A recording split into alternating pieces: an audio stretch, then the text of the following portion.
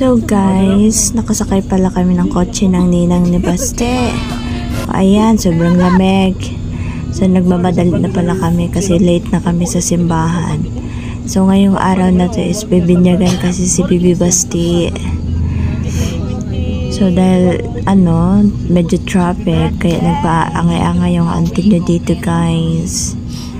So bininyagan na nga si Bibi Basti, naway anak ay lumaki ka mapagkalinga at mapagmahal sa magulang.